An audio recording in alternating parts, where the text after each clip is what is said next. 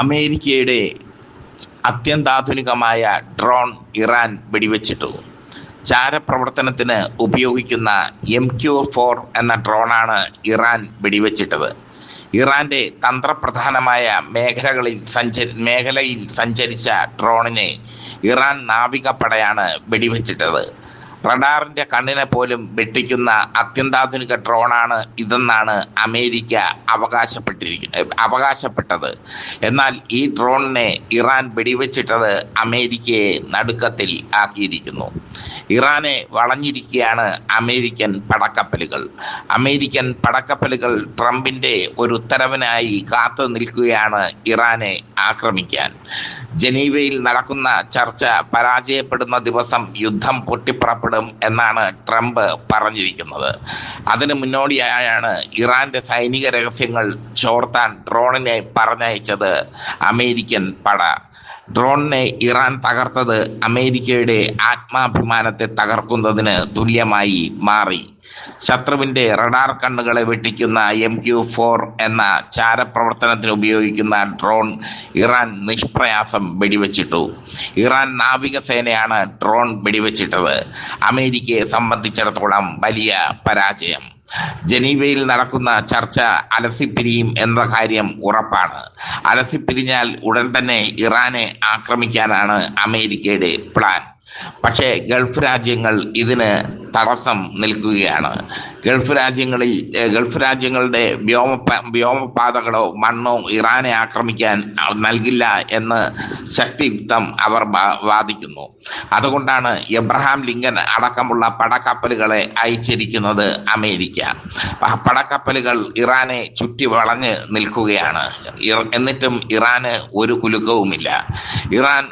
കുലുക്കവുമില്ല എന്ന് മാത്രമല്ല, അവർ തിരിച്ചടിക്ക് തയ്യാറായി കഴിഞ്ഞു. യുദ്ധമെങ്കിൽ യുദ്ധം എന്ന നിലപാടാണ് ഇറാൻ എടുത്തിരിക്കുന്നത്. അതിനിടയിലാണ് അമേരിക്കയുടെ ഡ്രോൺ ഇറാൻ തകർത്തത്. ഈ ഡ്രോൺ തകർത്തതിലൂടെ അമേരിക്കയ്ക്ക് ശക്തമായ മുന്നറിയിപ്പാണ് നൽകിയത്.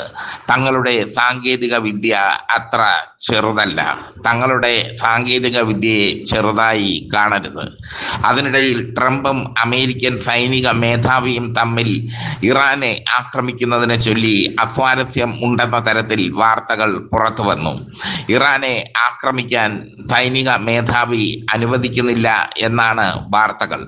ഇറാനെ ആക്രമിച്ചാൽ അത് ദീർഘകാല യുദ്ധത്തിലേക്ക് പോകും എന്നാണ് സൈനിക മേധാവിയുടെ അഭിപ്രായം. ട്രംപ് ഈ വാർത്തയെ നിഷേധിക്കുന്നു എങ്കിലും കാര്യം ഇതാണ്.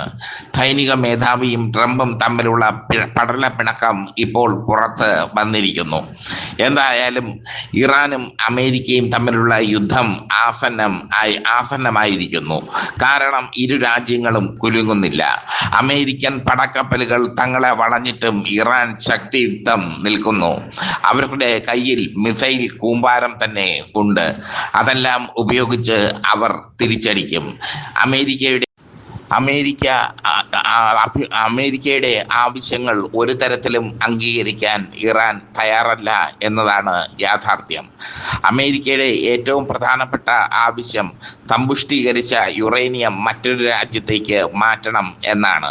മറ്റൊരു ആവശ്യം മിസൈൽ പരീക്ഷണങ്ങൾ നടത്തരുത് എന്നാണ്.